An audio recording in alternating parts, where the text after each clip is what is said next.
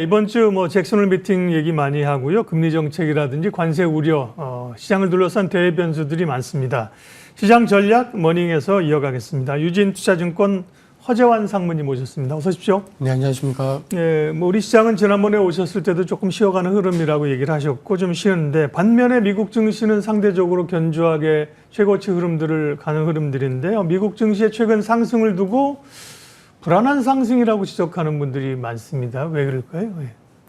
예, 아무래도 가장 큰 거는 이제 좀 비싸다라는 거죠. 그러니까 이제 그 12개월 예상 이익, 그러니까 이제 저희가 이제 많이 보는 그 앞으로 1년 뒤에 어떤 기업들의 이익 대비 밸류에이션이라고 하는 PER 이런 것들을 보면은 지금보다도 더 높았던 적이 IT 버블 때, 그다음에 이제 2022년에 주가가 좀 급락했을 때 직전 이 정도밖에는 없다 보니까 아무래도 좀 비싸다 이런 것들이 좀 얘기가 좀 되고 있는 것 같고, 그러다 보니까 최근 들어서 또 밈 주식이라고 하잖아요. 그러니까 약간 그 굉장히 좀 많이 떨어졌는데 개인 투자자들의 어떤 심리만으로 주가가 오르는 이런 현상들이 좀 나타나는 것 자체가 약간 좀 시장이 나쁘진 않지만 여기서 추가적으로 더 올라갈 수 있는 재료라는 거에 대해서 좀 힘이 좀 떨어진다라는 어떤 걱정들이 좀 나오고 있는 것 같습니다. 네, 단기적으로 예정되어 있는 일정들은 이제 잭슨홀 미팅에서 파월 발언하고요. 이어지는 이제 FOMC에서 어떤 결과가 나올 것이냐인데 어떤 시각이십니까? 예, 저는 물론 이제 그 지난주에 미국의 소비자 물가 발표될 때만 해도 25bp가 아니라 50bp 인하 기대가 컸다가 그 이후에 나온 지표들이 좀 혼조세를 보이면서 50bp 인하 가능성은 굉장히 좀 적어졌다라고 좀 보여지고요. 그리고 잭슨홀 연설에서도 저희가 보기에는 파월이 미국의 고용에 대해서 조금 걱정하는 목소리를 내긴 하겠지만, 그렇다고 해서 50bp 이상의 어떤 큰 금리 인하 또는 연속적인 금리 인하에 대해서 뚜렷한 신호를 주기는 어렵다라고 좀 보여집니다.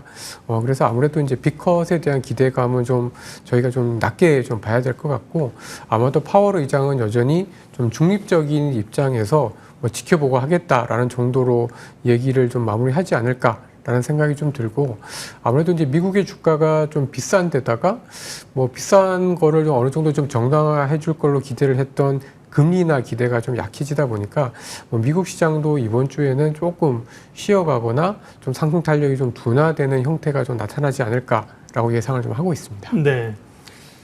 관세 얘기는 사실 좀 일단락이 된 것 같은데, 트럼프가 계속해서 이제 품목 관세 얘기를 합니다. 특히 반도체에 대해서 관세를 점점 올려갈 거라고 했었는데, 지난번에는 이제 국내 기업들은 해당이 안 되는 거 아니냐 그랬다가 그 뉴스 나오니까 다시 영향을 받고요.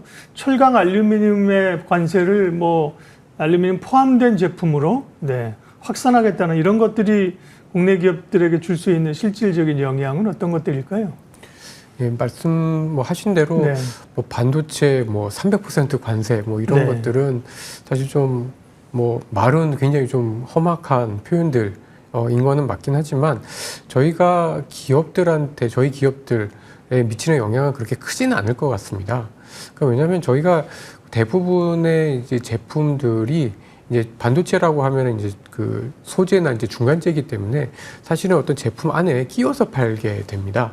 그래서 이게 직접적으로 이제 미국에 그렇게 그 반도체 완전 그 중간재 형태로 날것 형태로 이렇게 들어가는 비중은 아주 그렇게 크지는 않기 때문에 영향이 그렇게 크지는 않을 것 같고, 그리고 사실 이제 미국 기업들 입장에서도 봤을 때는 저희 한국이나 대만, 일본을 제외하고는 반도체를 구할 데가 별로 없기 때문에 사실 반도체 300%라는 관세에 따라서 그 어떤 피해는 오히려 이제 미국에서 이 반도체를 수입해야 하는 전자제품 업체들이 조금 더 크지 않을까라고 좀 판단이 좀 되어지고요. 반대로 오히려 이제 그런 측면에서 봤을 때는 차라리 저희는 철강이나 알루미늄처럼 이런 업체들 같은 경우에는 관련한 파생 부산품들을 수출하는 업체들이 일부 있기 때문에 오히려 그런 측면에서는 오히려 철강이나 비철 업체들이 조금 더 타격이 좀 있지 않을까라고 예상을 좀 하고 있습니다. 네.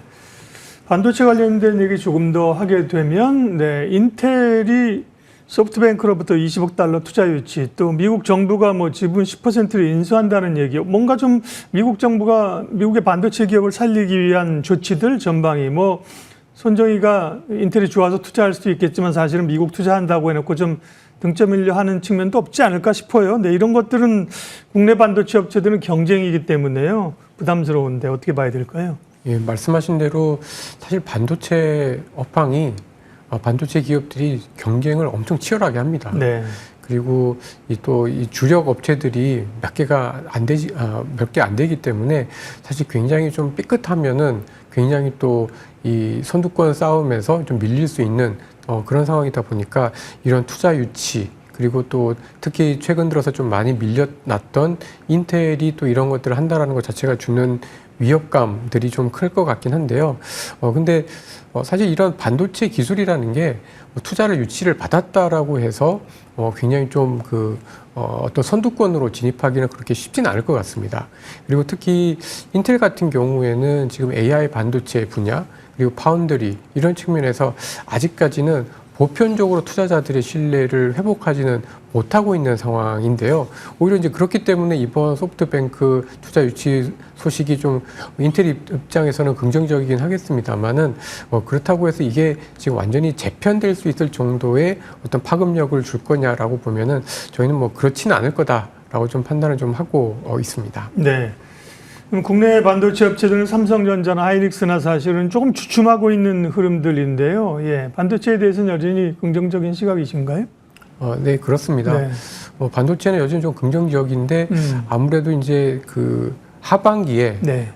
특히 이제 연말 내년에 걸쳐서 또 반도체의 어떤 AI 이외에 추가적인 수요, 뭐 PC라든지 핸드폰이라든지 뭐 차량이라든지 이런 좀 보편적인 반도체 수요가 조금 더 확산이 될 때 아무래도 이제 조금 더 저희가 이제 삼성전자를 기초로 해서 반도체 업종의 실적들이 좀 더 좋아지지 않을까라고 보고 있습니다. 네.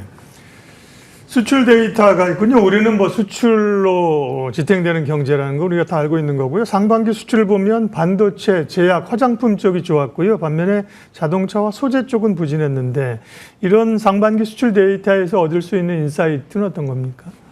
네, 사실 저희가 이제 주력으로 특히 대미 수출에 있어서 주력이었던 네. 자동차, 그다음에 뭐 소재 이런 쪽들이 지금 관세에 대한 부담 때문에 굉장히 좀 많이 주춤했었잖아요.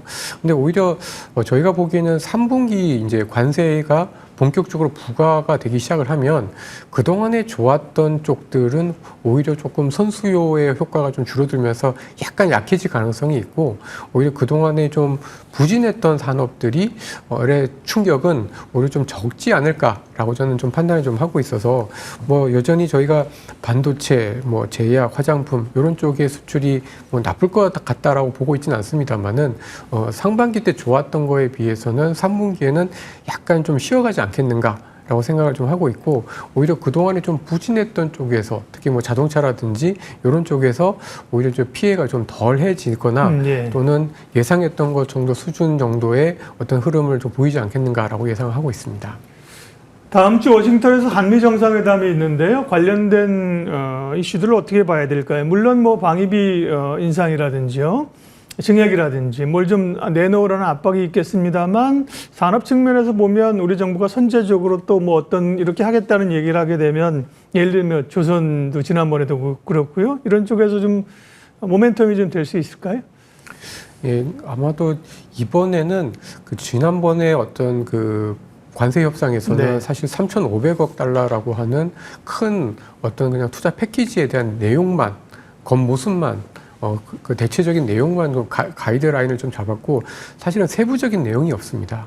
그러니까 이거를 누가 어떻게 언제까지 투자하는지에 대한 내용이 구체적인 내용들이 거의 없었기 때문에 사실은 이제 깜깜이 또는 오리무중이다 이렇게 좀 봐야 될 것 같은데 아마도 이번 한미 정상회담을 통해서는 뭐 물론 뭐 방위비 이야기도 나오고 또 조선에 대한 구체적인 이야기도 나오긴 하겠습니다만은 이 3,500달러가 어떻게 투자가 되고 어떤 식으로 누가 결정을 하는지 이 부분에 대한 부분들이 조금 더 구체화되지 않을까라는 생각에서 굉장히 좀 중요한 이벤트가 좀 되지 않을까라고 좀 보고 있습니다. 네. 근데 오히려 이 3,500억 달러가 사실은 이제 미국의 입맛에 맞게 만약에 투자가 될 경우에는 사실 이게 뭐 기업 입장에서는 뭐 호재가 될 수는 있긴 하겠습니다만은 국내 경제 전체적으로 보면은 국내 산업의 어떤 공동화, 투자의 어떤 공동화라는 걸로 이어질 수가 있어서 사실은 이게 명과 암이 동시에 존재한다 이렇게 저희는 좀 보고 있습니다. 네, 시장 전망하고 전략 마무리하겠습니다. 대체적으로 조금 기간 조정으로 보시는 거잖아요. 그 기간 조정을 어느 정도까지 이제 시기를 조금 그래도 정하면 좋을지 하고요. 포트폴리오 전략 좀 알려주십시오. 네. 뭐 짧게 보면 이번 주 이제 잭슨 홀이 될 것 같고 조금 길면은 9월 중순에 있는 이제 9월 FOMC 정도가 아마도 이제 이번 기간 조정에 좀 뭐 길어질 수 있는 한도 내지는 이제 기간이라고 저희는 좀 평가를 하고 있는데요. 근데 이게 보면은 그래도 시장이 나름은 좀 잘 지켜지고 있는 걸로 좀 보여집니다. 그러니까 못 오르는 것도 있지만 사실은 잘 안 빠지는 부분들도 있어서 사실 이러한 조정들은 오히려 조금 더 건전한 조정일 가능성도 있겠다라는 생각이 좀 들고 오히려 그동안에 좀 부진했던 뭐 제약 바이오라든지 2차 전지라든지 이런 산업들이 좀 올라오면서 오히려 시장을 조금 더 균형을 잡고 오히려 9월 중순 이후에 또 새롭게 움직일 수도 있는 그런 계기가 좀 될 수 있지 않을까라고 예상을 좀 하고 있어서 지금은 앞으로 한 달 동안 정도는 뭐 제약 바이오라든지 2차 전지라든지 이런 류의 산업들 올해 상반기 때 상대적으로 좀 부진했던 산업들인데 바닥을 치고 올라오는 이런 산업들이 상대적으로는 조금 더 기회가 있을 걸로 보고 있습니다. 단기적으로는 그렇고요. 그런 좀 조정이 끝나고 우리가 기대했던 여건이 더 추가적으로 오를 수 있는 국면이 된다고 하면 조방원이라든지 다시 같은 섹터들의 반도체를 포함해서 주도주로 나올 수 있습니까? 예, 저는 주도주는 크게 바뀌지는 않을 거다라고 생각을 합니다. 그리고 특히 조선, 방산 같은 산업들은 앞으로도 최소한 2년, 3년 이상의 어떤 성장의 모멘텀들을 확보를 하고 있는 상황이고 오히려 이제 관건은 이제 반도체나 자동차 같은 수출 업종들이 얼마나 뒷받침해 줄 수 있는지가 관건이다라고 보고 있습니다. 네, 머닝 전략 좀 답답한 시장 흐름들인데요. 시장 분석하고 전략 세웠습니다. 유진투자증권 허재환 상무님 함께했습니다. 고맙습니다.